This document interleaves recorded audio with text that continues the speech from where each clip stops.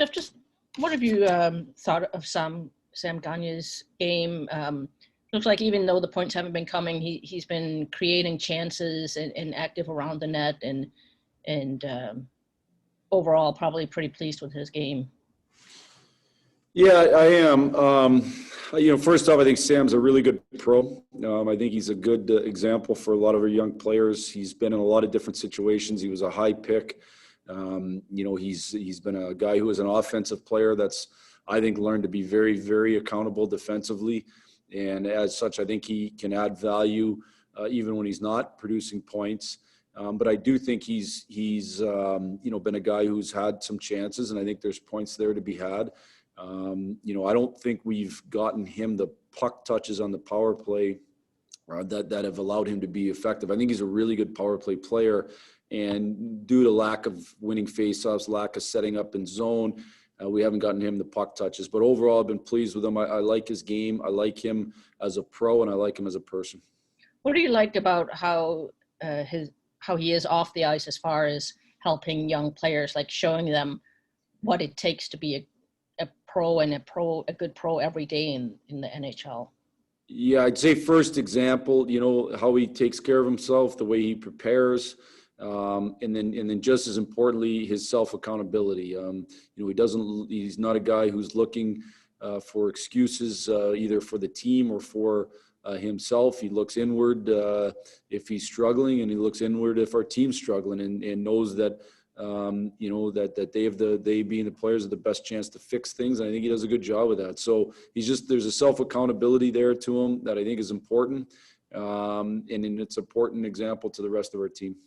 When guys like him and Bobby Ryan are going through droughts, do you tend maybe to figure they'll work it out, they'll work their own way out of it, that you're not worried maybe in comparison to a younger player, just because they're both high round draft picks, they are used to expectations, they've been in the league for a long time, that they know this is part of a season, as you would say, the ebbs and flows? And I do think that when you've been through a lot of different experiences, you've usually grown from those experiences, and you understand that you're going to have the ups and downs, and you kind of have an easier chance to just stay with it and not quite be as emotional in terms of your highs and lows. And staying away from those emotional lows is important. Now, I also think, though, that everybody's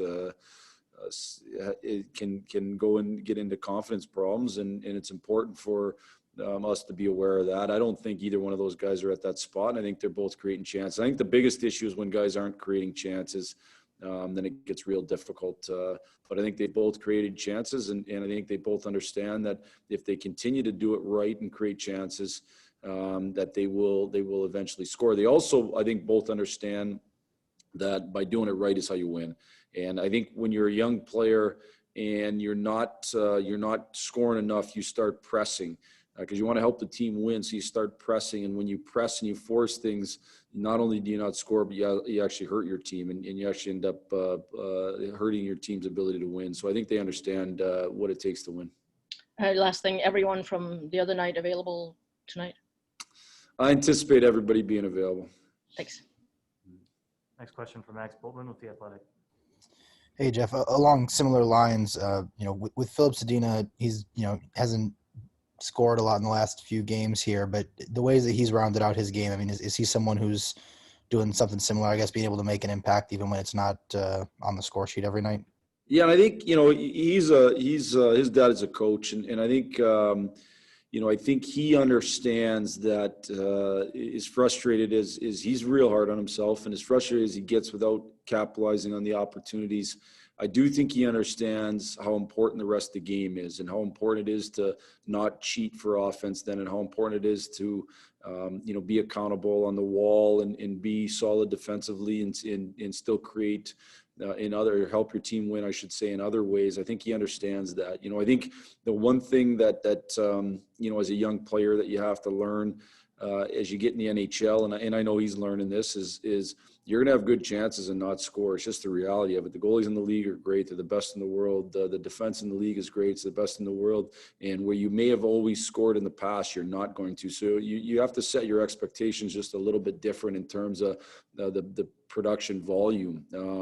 But I think he's done a good job. I've actually always thought he's had a pretty good completeness to his game for a young scoring prospect, you know, and comparable to other guys that I had in the minors. I even when I watched him in GR, I thought he was fairly complete for that level of player. And I think that I would, you know, probably attribute that to the upbringing and the fact that his dad's a coach and has made sure he's doing it right. Thank you.